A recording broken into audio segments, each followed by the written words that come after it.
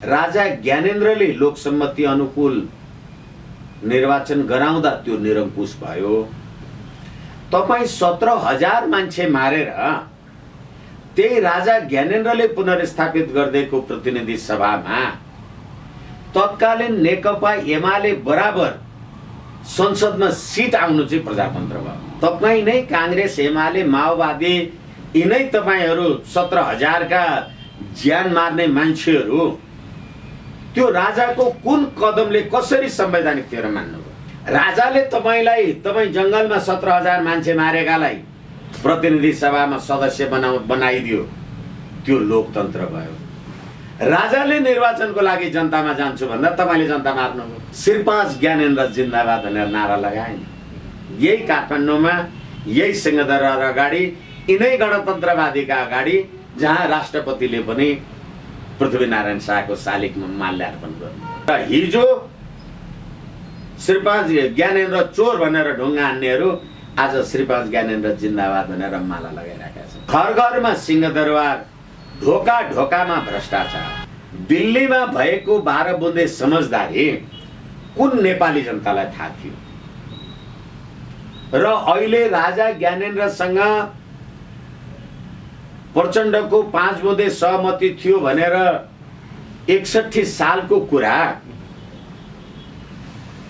16-17 वर्ष पछाडि केपी ओलीजीहरु किन लिएर आउँदै हुनुहुन्छ? नेपाली जनता एमसीसी राष्ट्रघात हो भन्दैछन्, तर गठबन्धन तोड्ने हो भने शेरबहादुर देउवालाई साथ दिन्छु भनेर केपी ओली भन्ने 2072 पुस 10 गते र 73 असार 31 गते 1 अर्ब 30 करोड एमसीसी को नाउँमा केपी शर्मा ओलीले बजेट विनियोजन गरे।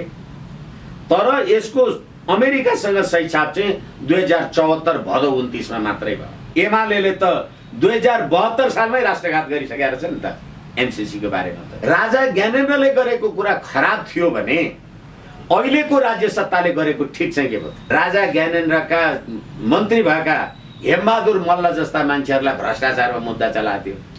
अहिले कतिवटा मान्छेको अनन्त भ्रष्टाचारका मुद्दा छन्। कसैलाई मुद्दा चलाउनु भएको छ? तपाईलाई भोक लागेको छ, मैले भात खाएर हुँदैन। यो देशको सम्प्रभुता, राष्ट्रिय एकता, स्वाधीनता, अखण्डता आज नेपालीहरू नेपाली भएनन्। के भए? मधेसी भए। दर्शकबिन्दुहरू, यति बेला हामीसँग कुराकानी गर्नको लागि वरिष्ठ अधिवक्ता विष्णु भट्टराईजी हुनुहुन्छ। आज हामी माघ 19 गतेमा केही कुराहरू कुराकानी गर्नेछौँ। अरू समसामयिक विषयवस्तु पनि आज हामी उहाँसँग गर्नेछौँ। स्वागत छ यहाँलाई। हजुर, धन्यवाद। आज माघ 19 गतेलाई अहिले गणतन्त्रवादीहरूले कालो दिनको रूपमा मनाउने गर्छन्, कालो दिनको रूपमा लिने गर्छन्। राज संस्था पक्षधरको कुराकानी गर्ने हो भने चाहिँ कतिपय राज संस्था पक्षधरहरूले त्यो माघ 19 को कदम सही हुँदाहुँदै पनि त्यहाँ वरिपरि दरबारको वरिपरि जो थियो त्यसको गलत सुझावको कारणले चाहिँ यो अहिलेको अवस्था भोग्नु परेको भनेर बारम्बार भन्ने गरेका छन्। कतिपयले चाहिँ माघ 19 को कदम एकदमै सही थियो, तर राजनीतिक दलहरूको धोखाधडीको कारण चाहिँ यो किसिमको अहिलेको अवस्था आउनु परेको भनेर विश्लेषण गरिरहँदा यहाँले माघ 19 गतेलाई चाहिँ कसरी सम्झिनुहुन्छ, कसरी लिनुहुन्छ? धन्यवाद। माघ 19 गतेलाई पूर्ण रूपमा समर्थन अथवा पूर्ण रूपमा विमति गर्नुभन्दा पनि तत्कालीन सर्वाधिक लोकप्रिय राजा वीरेन्द्रको वंश विनाश भएपछि तत्काल कायम रहेको मुलुकको संवैधानिक राज संस्था बहुदलीय व्यवस्थाको आलोकमा राजगद्दी उत्तराधिकारको लागि त श्रीपाँच बडा महाराज धिराज पृथ्वीनारायण शाहकै वंशज नै राजगद्दीको उत्तराधिकारी हुनुपर्ने वाञ्छनीयता हो। र माघ 19 गतेको तत्कालीन राजाको शाही घोषणामा पनि संवैधानिक राज संस्था र बहुदलीय व्यवस्थाको पक्षमा आफ्नो प्रतिबद्धता जाहेर गरिएको छ। तर यहाँ प्रश्न के आउँछ भने र सधैँभरि आम सञ्चारमा कुरा गर्दा यो आक्रोशै अभिव्यक्त गरिराख्नुपर्ने अवस्था हुन्छ। राजा ज्ञानेन्द्रले लोकसम्मतिमा आधारित शासन व्यवस्था नेपाली जनतामा नै सुम्पिन्छु भनेर प्रतिबद्धता व्यक्त गरेकै हो र त्यतिखेर राजाले निर्वाचनको घोषणा पनि गरेकै हो। अहिले पनि देशमा तपाईले गणतन्त्र ल्याए भनेको 15 वर्ष पुग्दा नपुग्दा स्थानीय निकायको निर्वाचनको बारेमा यो देशको राजनीतिक शक्ति दलहरू र यो सरकार कति लडखडाइराखेको छ त्यो कुरा हामीले देखेका छौँ। तर राजा ज्ञानेन्द्रको समयमा राजा ज्ञानेन्द्रले लोकसम्मति अनुकूल निर्वाचन गराउँदा त्यो निरङ्कुश भयो। तपाईँ 17,000 मान्छे मारेर त्यही राजा ज्ञानेन्द्रले पुनर्स्थापित गरिदिएको प्रतिनिधि सभामा तत्कालीन नेकपा एमाले बराबर संसदमा सिट आउनु चाहिँ प्रजातन्त्र भयो। यो हेर्नुहोस् है यो कुरा। र त्यसरी राजा ज्ञानेन्द्रले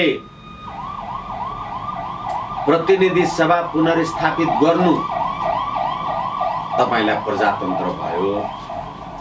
मैले इन्द्रेणी खबरलाई कति निवेदन गर्न सक्छु, आम नेपाली जनतालाई कति मेरो भावना सम्वाहन गर्न सक्छु त्यो मलाई थाहा भएन। तर पनि तत्काल कायम रहेको संविधानको धारा 127 ले बाधा अड्काउ फुकाउने अवशिष्ट अधिकार श्री 5 मा निहित गरेको थियो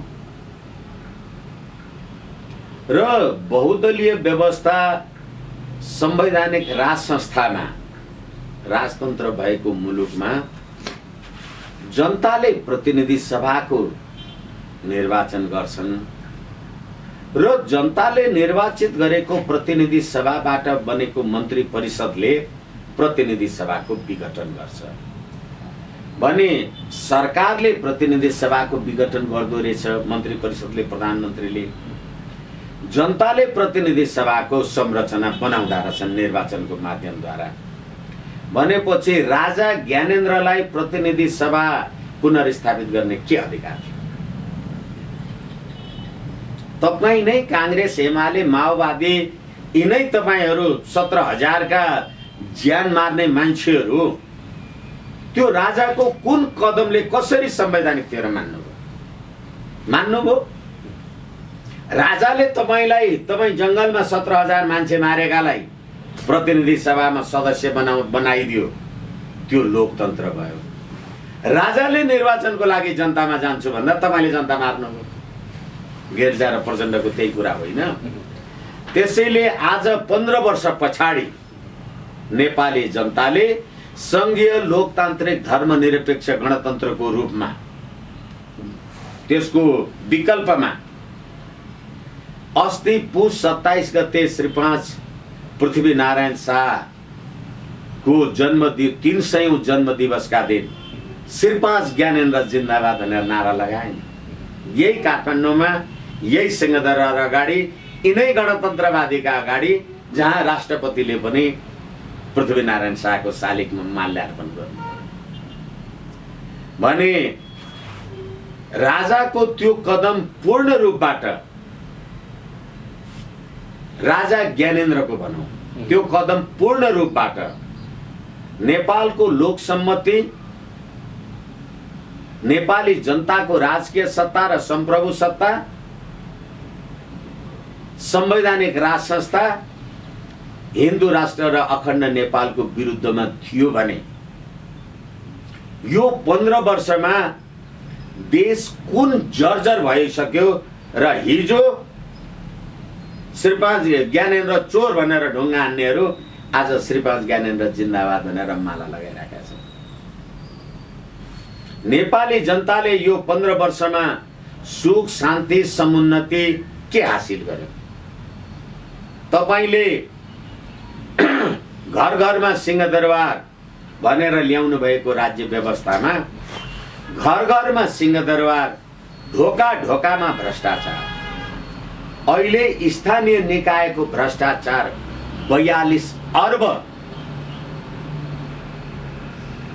अहिले स्थानीय निकायको निर्वाचनको लागि 12 अर्ब खर्च र यो देशको सत्ताधारी दलका समाजवादी कम्युनिस्ट पार्टी, नाउँ पनि उदेक लाग्नेछ, सोशलिस्ट अरे फेरि कम्युनिस्ट अरे, त्यो पार्टीका मान्छेहरू निर्वाचनमा हुने खर्च, पटक पटकको हुने खर्च, जनतालाई आदि इत्यादि भनेर निर्वाचन एकैचोटि गर्नुपर्छ भन्न थाले भने यो राज्य प्रणाली नेपाली जनताको आर्थिक हैसियतले थाम्न नसक्ने रहेछ। अनि त्यहाँबाट जहाँ जाऊ गल्लीमा 2 जना जनता भेटियो भने 4 वटा मन्त्री, मान्य र वडा र गाउँका अध्यक्ष र उपाध्यक्षहरू भेट्न थालियो। अहिले इन्द्रनीत खबर मार्फत म नेपाली जनतालाई निवेदन गरौँ, 2,93,00,000 जनगणना त आयो, तर यो देशमा लगभग 100 जना मान्छे मन्त्री छन्। प्रदेशमा 70 जना मन्त्री, केन्द्रमा 25 जना। अनि त्यो लगभग 100 जनाको मन्त्री परिषद भएको देशमा 350 जना प्रदेशका सभासद, संसद सदस्य, 275 र 59 जना राष्ट्रिय सभागृह र राष्ट्रिय सभा र प्रतिनिधि सभाका सदस्य। यी सम्पूर्णको काम के भने अहिले प्रतिनिधि सभाको बैठक नबसेको 6 महिना भयो। शेरबहादुर देउवा सधैँ संसद बोलाउने, केपी शर्मा ओली सधैँ त्यो संसद अवरुद्ध गर्ने, तर एउटा विधेयक पास नहुने। तर 59 करोड राज्य कोषबाट यो राज्य व्यवस्थाको तुलनामा त्यतिखेर राजा ज्ञानेन्द्रले निर्वाचन गर्छु भन्दा तपाईहरु नेपाली जनतालाई मार्नुभयो। तर यो अवस्था आउनुमा नि त्यही माघ 19 कै कदमले भूमिका खेल्यो नि। अहिलेको जुन अवस्था आयो दृश्यमा, तपाईले भनेको यो दृश्यमा हो। कहिले काहीँ कहाँनिर चुके राजा ज्ञानेन्द्र? एकैछिन म 1 मिनेट एउटा उदाहरण निवेदन गरौँ। कहिले काहीँ हामी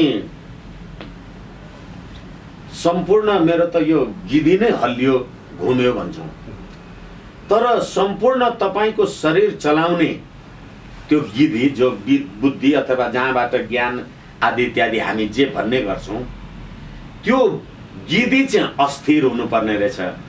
अनि त्यसले हात खुट्टा नाक आँखा कान मुख चाहिँ चलाइरहँदो रहेछ। त्यसैले जे चलिन्छ त्यो चलाउने चाहिँ देखिँदैन के।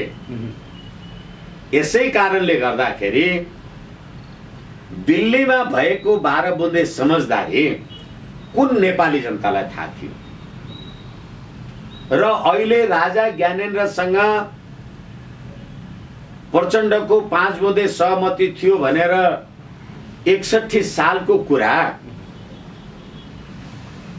16-17 वर्ष पछाडि केपी ओलीजीहरू किन लिएर आउँदै हुनुहुन्छ? यसै कारणले जुन शक्तिले तपाईलाई 17,000 मान्छे मारेर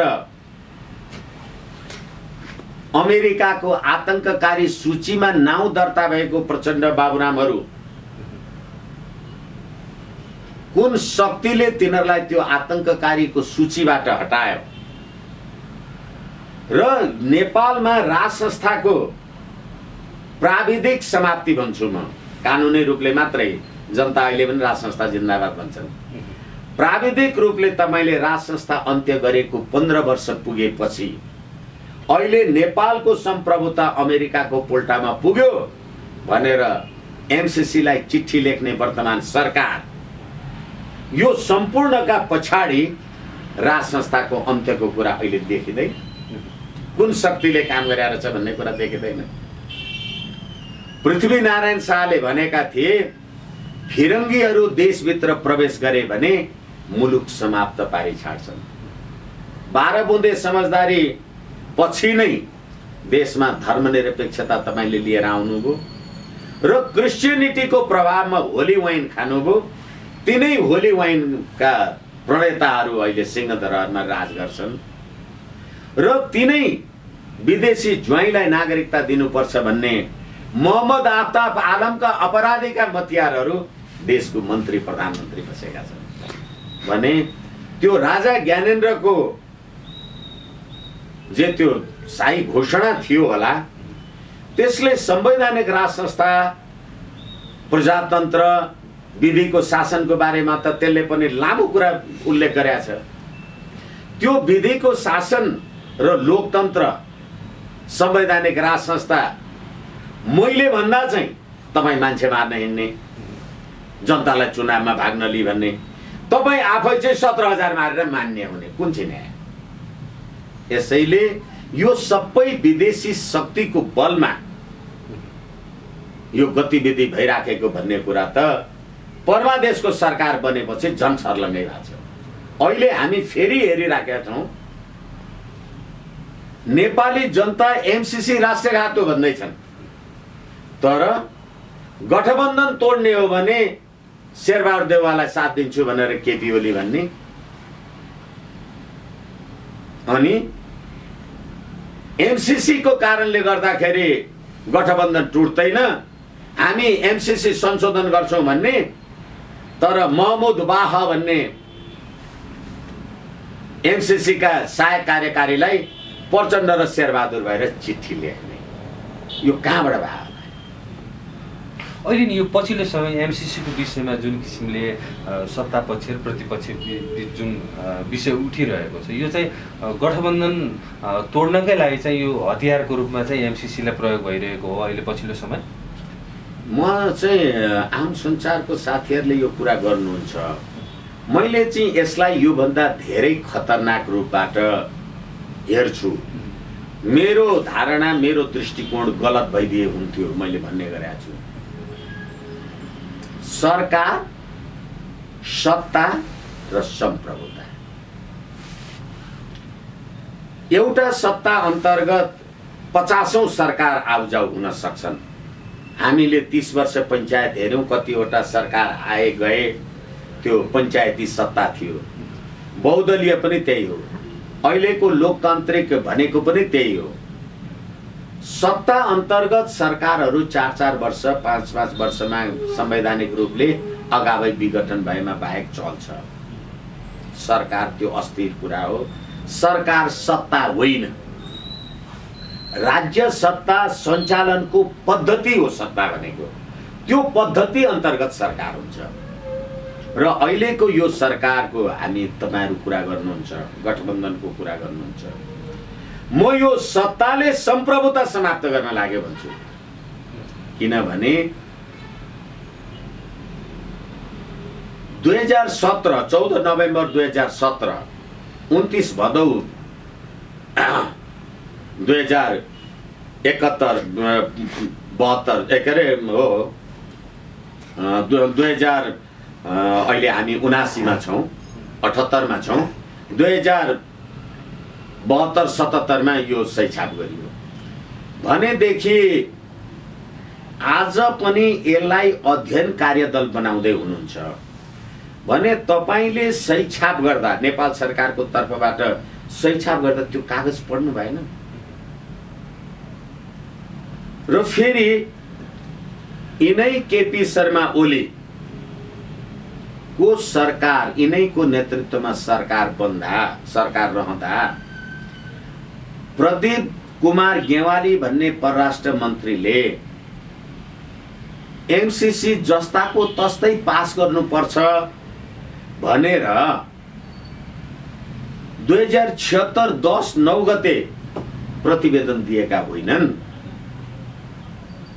अनि अहिले गठबन्धन टुटाउने हो भनेदेखि एमसीसीलाई समर्थन गर्छु भनेर एमाले भन्नुको कुनै अर्थ छैन। र केपी शर्मा ओलीकै पालामा जब यो एमसीसीमा सही नै भएको थिएन, उनकै पालामा 2072 पुस 10 गते र 73 असार 31 गते 1 अर्ब 30 करोड एमसीसी को नाउँमा केपी शर्मा ओलीले बजेट विनियोजन गरे। तर यसको अमेरिकासँग सही छाप चाहिँ 2074 भदौ 29 मा मात्रै भयो। जुन सम्झौता देशले सही छापै गरेका छैन त्यसमा 1 अर्ब 30 करोड रुपियाँ दिने त एमाले नि केलाई दिने। अनि अहिले शेरबहादुर देउवाको सरकारले एमसीसी पास गर्न लाग्यो भने हामी सत्तामा छैनौं, हामीलाई थाहा छैन भन्ने। त्यसैले अघि मैले भने 29 सेप्टेम्बर 29 नोभेम्बर महमुद वाहले एमसीसी सही छाप गर्नका लागि शेरबहादुर देउवाजीहरू तयार हुनुहुन्छ। शेरबहादुर र प्रचण्डले प्रतिबद्धता व्यक्त गरेको छन्। तर के हो भनेदेखि नेपालका राजनीतिक दल सत्तामा पुग्दा एउटा कुरा भन्छन्, विपक्षमा पुग्दा अर्को कुरा भन्छन् भनेपछि यो राष्ट्रघात हो। र अझै पनि अध्ययन गर्दै हुनुहुन्छ भने त तपाईहरुले एमालेले त 2072 सालमै राष्ट्रघात गरिसकेका रहेछ नि त एमसीसी को बारेमा। त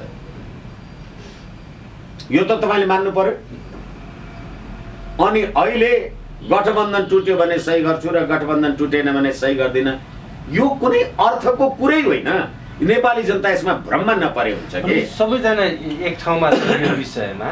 र जुन देउवाले भने जस्तै यो फेब्रुअरी महिनाभित्र चाहिँ एमसीसी पास गर्ने भनेर, जस्तो स्थानीय चुनाव पनि जेठ 5 गते गर्ने र त्योभन्दा अगाडि एमसीसी पास गर्ने भनेर घोषणा गरिरहँदा एमसीसी पास हुन्छ त? अब फागुनको 28 गते भित्र यसको निष्कर्ष निकाल्ने भनेर भनेका छन्। एउटा लिमिटेसन अफ पार्लियामेन्ट्री सबरेन्टी भनिन्छ राजनीति शास्त्रमा, संविधान कानुनमा। संप्रभुताको सीमितताको सिद्धान्त। एमालेले अर्बौं एमसीसी लाई खर्च गर्यो, अहिलेसम्म पास भएको छैन।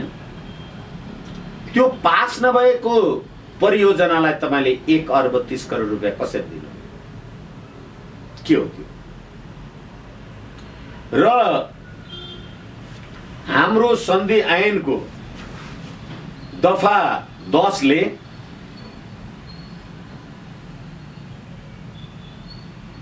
विदेशीसँग भएको त्यस्तो सन्धि सम्झौता त्यो भएको मितिले 1 महिना भित्र संसदमा प्रस्तुत गर्नुपर्छ भनेको छ। कति? त्यसको दफा 9 ले विदेशी शक्तिसँग भएका त्यस्ता खालका सन्धि सम्झौताहरू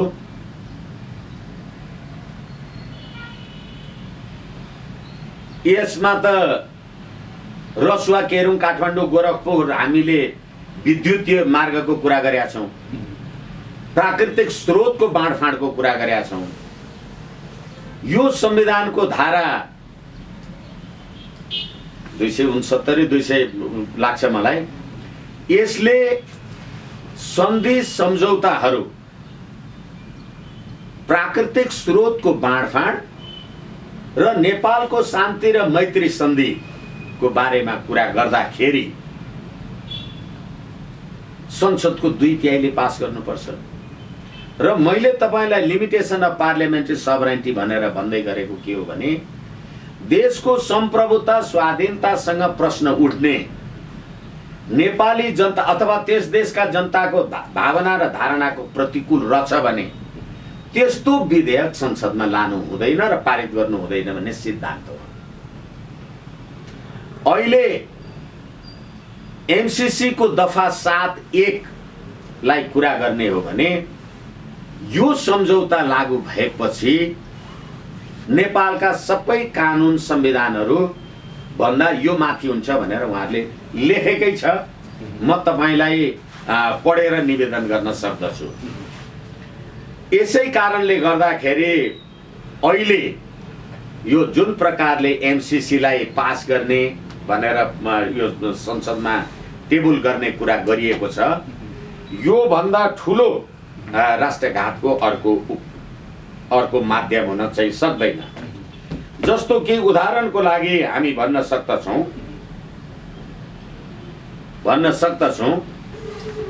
यो एमसीसी को दफा 7 domestic requirements, the government will prove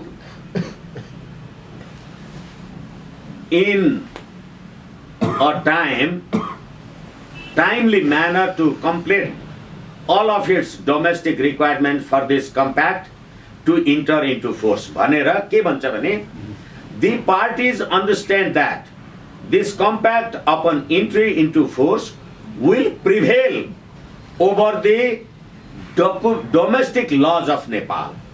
सम्पूर्ण रूपले नेपालका कानुनहरू भन्दा यो सम्झौता माथि हुन्छ, सर्वोच्च हुन्छ भनेको छ। नेपाली जनताले यसमा राष्ट्रघात छ भन्छन्। तपाई 5-6 वर्षदेखि यसलाई पारित गर्न सक्नुहुन्न। अहिले संसदमा लगेर तीनै संसद सदस्यले राष्ट्रघातको एमसीसी पास गर्न सक्छन्? हुन्छ, मिल्छ। किनभने सरकारले त एमसीसी मा भएको व्यवस्थाले अमेरिकाको वर्तमान कानुन र भविष्यमा बन्ने नीतिको उल्लङ्घन गर्न पाइँदैन भन्ने व्यवस्थाले नेपालको सम्प्रभुता अमेरिकाको पोल्टामा पुग्यो भनेर लेखेपछि देशको सम्प्रभुताको विरुद्ध यो एमसीसी अनुमोदन गर्ने तिमी मान्नेहरूलाई अधिकार छ। अब हामीले सुरु गरेका थियौं माघ 19 को कुरा। अहिले लिपुलेक, लिम्पियाधुरा, कालापानीको कुरा गर्नुस् कि मध्य प्रदेशको नाउँबाट निकालिएको नेपाल राजपत्रको कुरा गर्नुस्, जसले नेपालको चुचे नक्सालाई टुटाएर निकाल्यो। र त्यतिखेर 68 सालका रक्षा मन्त्री शरद सिंह भण्डारीले मधेसका 22 जिल्ला को सम्बोधन सरकारले गरेन भने मधेस टुक्रिन्छ भने जो रक्षा मन्त्री, त्यही रक्षा मन्त्रीलाई सलाम गर्ने यो देशको सेना। यो सम्पूर्ण परिस्थिति यो देशमा राज संस्थाको अन्त्य गरेपछि मात्रै आयो भने तपाईले माघ 19 को औचित्यलाई अहिले अब प्रमाणित भयो। ज्ञानेन्द्रले ठिक गरेको छ। किन राष्ट्रियता सफल हुन सकेन नि ज्ञानेन्द्र जस्तो राजा ज्ञानेन्द्रको जस्तो एकैछिन घोषणा गरिरहँदाखेरि राजा ज्ञानेन्द्र सफल हुन सकेनन् त्यसो पनि भन्न सकिन्छ। तर राजा यो अहिलेको आजसम्मको यो हामीले जे व्याख्या विश्लेषण गरिराखेका छौं, यसलाई हेर्दाखेरि राजा असफल भयो होला, तर देश चाहिँ हारेछ नि। आज प्रमाणित हो। हिजो असफल देख्यौं हामीले, तर आज त देश के भयो? देशको अखण्डता, स्वाधीनता के हुन्छ? एउटा राजा फालियो, 100 राजाहरू जन्मिए। अहिले यहाँले प्रसङ्ग उठाउनु भयो। यसै कारणले गर्दाखेरि नेपालको स्वाधीनता, सम्प्रभुता माथि जब प्रश्न उठिराखेको छ भने राजा ज्ञानेन्द्रले त्यो काम कारबाही गर्दा देशको सम्प्रभुताको त प्रश्न थिएन। आज देशको सम्प्रभुता नै नरहने, त्यसैले अघि मैले भने तपाईहरु गठबन्धनको कुरा गर्नुहुन्छ। सत्ता रह्यो भने सरकार जस्तो सुकै चलाउला, देश रह्यो भने सत्ता पनि जुनसुकै ल्याउला, निर्दलीय ल्याउला, बहुदलीय ल्याउला, हिजो ज्ञानेन्द्रले गरे जस्तो गरौँला, गणतन्त्र ल्याउला, राजतन्त्र ल्याउला, सम्प्रभुतै सिद्धियो भने चाहिँ के ल्याउला। यसैले अहिले सम्प्रभुतामाथिको चुनौती हो यो। र यो कसरी हो भनेदेखि हामीले अहिले जुन रूपमा हामी एमसीसी को विरुद्धमा कुरा गरिराखेका छौं र यो देशको सरकार यही एमाले नै पनि, म चुनौतीका साथ भन्दैछु, त्यहाँका विदेश विभागका जानकार मान्छे व्यक्तित्वहरूलाई अमेरिकाले इन्डो पेसिफिक स्ट्राटेजी हिन्द प्रशान्त महासागर क्षेत्रीय सुरक्षा सैन्य रणनीति, इन्डो पेसिफिक स्ट्राटेजी, अमेरिकाको सैन्य रणनीति अन्तर्गत नेपाललाई राख्न चाहेको छ भन्ने कुरा आफ्नो राज्य स्तरमा पनि नेपालसँग रक्षा सम्बन्ध जोड्ने अमेरिकाको इच्छा अन्तर्गत गत डिसेम्बरको प्रारम्भमा आइपीएस मामिला सम्बन्धी अमेरिकी रक्षा सहायक मन्त्री र्यान्डल श्राइभरले उपप्रधान तथा रक्षा मन्त्री ईश्वर पोखरेल, परराष्ट्र मन्त्री प्रदीप कुमारी ग्यावाली, सैन्य प्रमुख पूर्णचन्द्र थापासँग भेट गरे र अमेरिकाले आफ्नो सैन्य रणनीति अन्तर्गत यो आइपीएस अन्तर्गत एमसीसी को काम कारबाही गरेको छ भन्ने कुरा बीबीसीले 8 डिसेम्बर 2019 मा सार्वजनिक गरे भने अब नेपाल अमेरिकाको सैन्य रणनीति कूटनीति अन्तर्गत प्रवेश गर्ने हो भने चीनसँगको गतिविधि हाम्रो के हुन्छ। फेरि अर्को कुरा, हामी माघ 19 लाई जोडौँला। फेरि अर्को कुरा, एमसीसी लागू भएको क्षेत्रमा नेपालको कानुन लाग्दैन। हाम्रो सन्धि ऐनको दफा 9 हेरे पनि हुन्छ।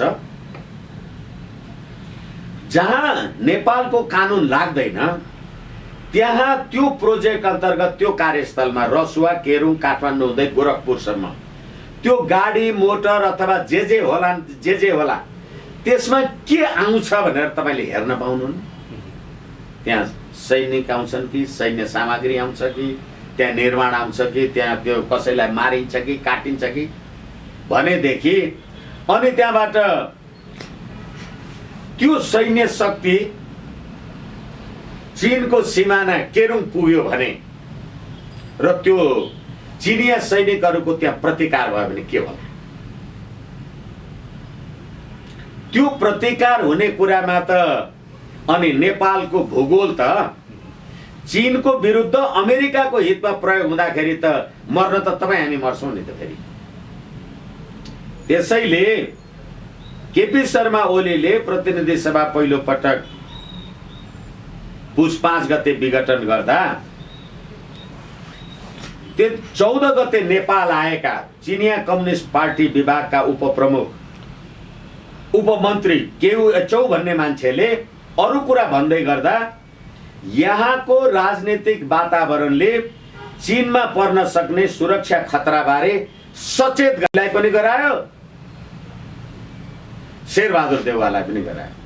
भाषाको लागि म निवेदन गर्दैछु, सचेत भने के भने खबरदार भने हो नि। भने के नेपाली जनता चीनको सुरक्षालाई खतरा पुर्याउन सक्छ? सक्दैन। कसले सक्छ भने एमसीसी पास गरेपछि अमेरिकाले सक्छ भने।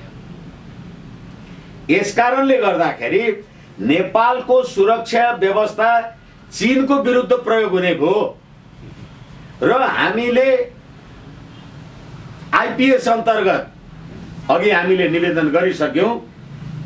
अमेरिकाका रक्षा सहायक मन्त्री र्यान्डल श्राइभरले यहाँका उपप्रधानमन्त्री समेतलाई त्यो कुरा गरे भनेदेखि अब हिजो राजा ज्ञानेन्द्रले 61 सालको माघ 19 गते काम कारबाही गर्दा नेपालको सम्प्रभुतामाथि यी चुनौती थिए कि थिएन? यो प्रश्न थियो कि थिएन?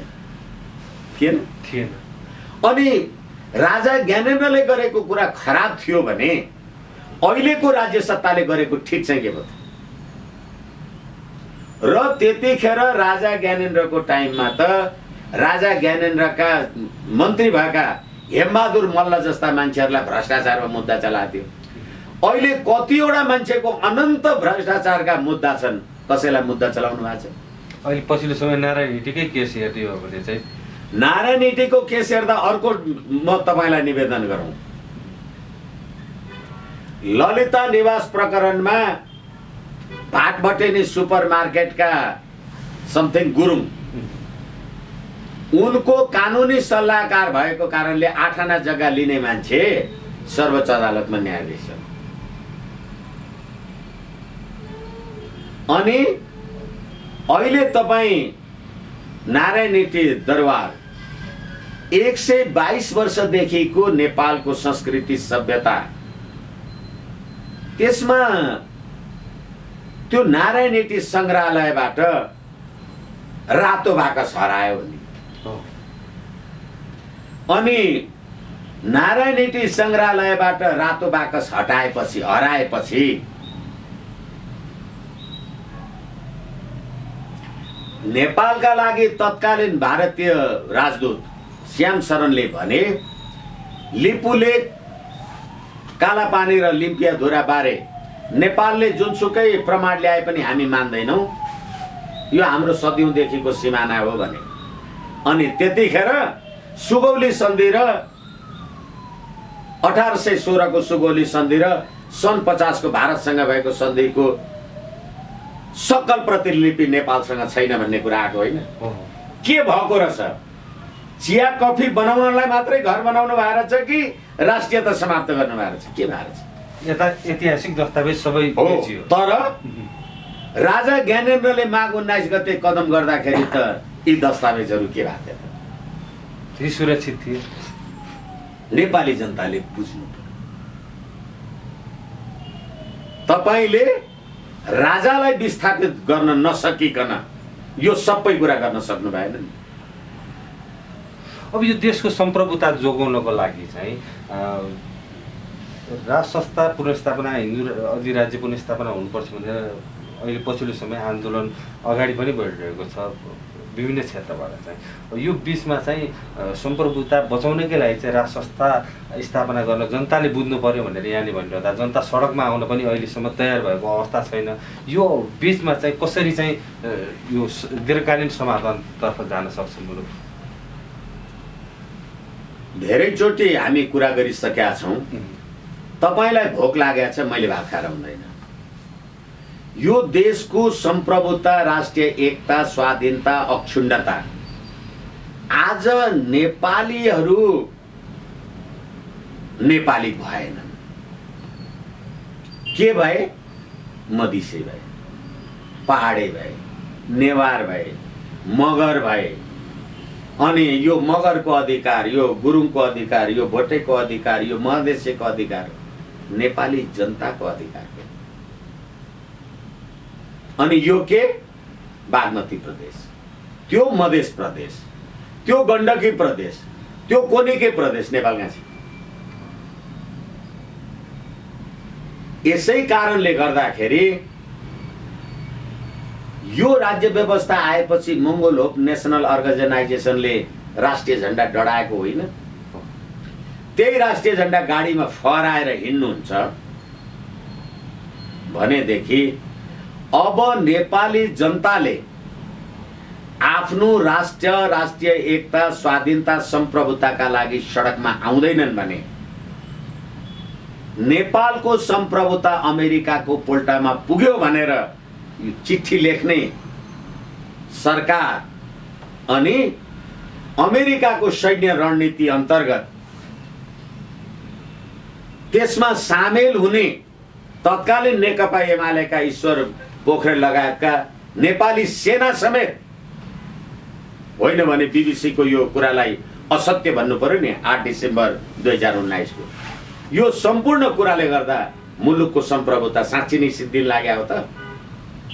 हो भने नेपाली जनता सडकमा आउनु पर्यो, होइन भने सम्प्रभुता सिद्धिएपछि चाहिँ फिर्ता हुँदैन। जसरी हामीले सिक्किम हेर्यौं, सिक्किमकै जनताले भोट हालेको संसदले सिक्किमको प्रजातन्त्रलाई, सम्प्रभुतालाई भारतमा विलय गर्ने निर्णय त गर्यो लेन्दुप दोर्जेको टाइममा। तर लेन्दुप दोर्जे पनि गयो होला, को पनि गयो होला। आज सिक्किमे जनता त छन्, तर त्यो सिक्किम छैन नि, भारत छ त्यो। त्यसैले एमसीसी संसदमा तिमी जे बसेर पास गर्दैछौ नि, तिमी नेपाली भएर फर्किन्छौ जुन दिन पास गर्छौ। होला काठमाडौँ त हुन्छ, बागमती त हुन्छ, फलाप त बगेकै होला, तपाईँ हामी दाल भात खाएकै हेर्नुला। तर भूगोल चाहिँ रहन्छ, स्वामित्व चाहिँ समाप्त हुन्छ। यसैले मैले धेरैचोटि भनेको छु, नेपालको सम्प्रभुता समाप्त भयो भने एकछिनलाई मान्नुहोस् नेपाल भोलि भारतमै विलय भएछ भने म त त्यहाँ गए पनि भारतीय नागरिक त भएँ, यो सबै हामी भारतीय नागरिक त भयौँ।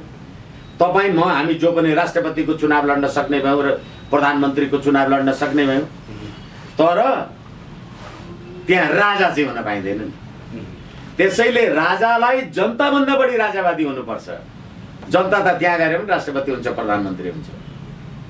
यसै कारण राजा नि प्राविधिक रूपमा मात्रै हटेको हो राज संस्था। अब राज संस्था त जीवितै छ भनेर भनिरहँदा राज संस्थाको भूमिका चाहिँ के हुनुपर्छ यतिखेर? राज संस्थाको भूमिका मलाई लाग्छ, मैले धेरैचोटि कुरा भन्ने गरेको छु, वर्तमान राजा गद्दीहीन राजा, म राज संस्थाको सैद्धान्तिक पक्षधर, मेरो आफ्नो विचार समाजमा प्रभावित गर्ने मात्रै हो। मैले फोटोमा भन्दा बाहेक राजा देखाएको छैन, भेटेको छैन, म जान्दिनँ। तर राजा महेन्द्रबाट केही ज्ञान मलाई लाग्छ निश्चित रूपमा लिनुपर्ने हो। 2/3 पार्लियामेन्टको प्रधानमन्त्री भएको बीपी कोइरालालाई सुन्दरी जलमा थुनामा राखेर त्यो पार्टीका महामन्त्री र सेकेन्ड ग्रेडका नेतालाई भेट्न, बखान सिंह गुरुङलाई भेट्न राजा महेन्द्र कमेज सुरुवाल लगाएर राति चितवन पुग्थे, म्यानेज गरेको। र आजको भोलि म यो मेरो देशको राष्ट्रियता आदि इत्यादिको प्रश्नलाई लिएर आजको भोलि म छोडिदिन्छु भन्थे। आखिर त्यो राज्य व्यवस्था 30 वर्षसम्म चल्यो। त्यतिखेरै राजा त्रिभुवनले भनेको मानेर संविधान सभाको चुनाव गरे भएदेखि आजसम्म तपाईँ हामी नेपाली हुन्थ्यौँ भन्दा ठेगान भएन। राजा वीरेन्द्रले त 116वटा देशले नेपाललाई शान्ति क्षेत्र भने, भगवान बुद्धभन्दा दोस्रो काम गरे होला। तर आज अमेरिकाका मन्त्रीहरू र चीनका केही वचोहरू आएर खबरदार यो कुरा गरिस् भने तँलाई यो चुनौती दिन्छु भन्छ। कहाँ छ राष्ट्रियता? यो कुरा नेपाली जनताले बुझेर आफ्नो सम्प्रभुताको रक्षाको लागि सडकमा आउँदैनन् भने मैले गर्न सक्ने त आह्वान न, अरू के गर्ने। र राजाको तर्फबाट पछिल्ला गतिविधिहरू पर्याप्त छन्।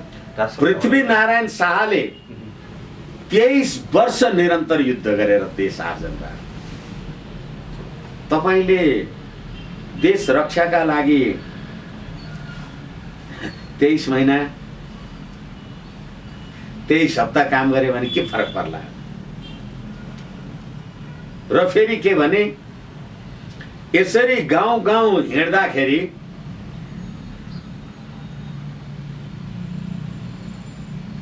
विप्लवसँग जब माओवादीका प्रचण्डको असहमति भयो, उहाँहरूको बीचमा द्वन्द्व बढ्यो। मलाई लाग्छ 76 मा हाम्रो ललितपुरको एनसेलको टावरमा विप्लवका कार्यकर्ताहरूले बम ब्लास्ट गरे, एउटा कोही मान्छे मर्यो। त्यतिखेर प्रचण्डजीले केपी ओलीलाई भन्नुभयो, होइन अब यो विप्लवले त मलाई मार्ने भयो, त्यसकारण मेरो सुरक्षा दस्ता बढाइदेऊ भन्दा मैले आम सञ्चारमै भनेको छु। मलाई लाग्छ मैले एबी न्युजसँगको कुरा, टेलिभिजनको कुराकानीमा केपी ओलीजीका प्रेस सल्लाहकारको उसमा पनि मैले कुरा गरेको छु। तपाईले संघीय लोकतान्त्रिक गणतन्त्रका लागि 17,000 मान्छे मारेर तपाईँ आउनुभयो र अहिले तपाईहरू गणतन्त्र आयो भन्नुहुन्छ। हटेको राजतन्त्र राजा ज्ञानेन्द्र चाहिँ थोत्रे गाडी लिएर मध्य सदेश देवता मन्दिर घुमिराखेको छ। अनि विप्लवले मार्नु पर्यो भने ज्ञानेन्द्रलाई मार्नु पर्ने होइन, प्रचण्डलाई किन मार्छ भनेपछि राष्ट्रियताको कुरा, राज संस्था नेपाली जनताले कसरी लिएका रहेछन्, त्यो नेपाली जनताको भावनालाई मूर्त रूप निकाल्नका लागि थालमा भात छ भने मुछेर गाँस त हातमा आफैले हाल्नु पर्यो नि। र खाँदै गर्दा कहिलेकाहीँ दाँतले जिब्रो टोक्छ अनि त्यो दाँतले जिब्रो टोक्यो भनेर दाँत झार्नुहुन्छ कि जिब्रो निकाल्नुहुन्छ भने म्यानेज गर्नु पर्यो नि। कहिलेकाहीँ तलमाथि भइहाल्छ होला। 61 माघ 19 मा अलिकति दाँतमा जिब्रो टोकियो होला तर मरिएको छैन नि। तर त्यो सिद्धान्त अरू प्रखर भएर आएको छ। त्यसैले कर्म क्षेत्रमा त सबै लाग्नु पर्यो नि। भगवानले त आफ्नो कर्तव्य पुरा गर्नुपर्छ होइन? कर्मण्यवाधिकारस्ते मा फलेषु कदाचन भनेर हाम्रो गीतामै भनियो। भनेपछि कर्तव्य गर्ने कुराबाट त सबैजना लागिरहनुपर्छ। हस्, धेरै धेरै धन्यवाद यहाँलाई यो समय र संवादको लागि। हस्, धन्यवाद।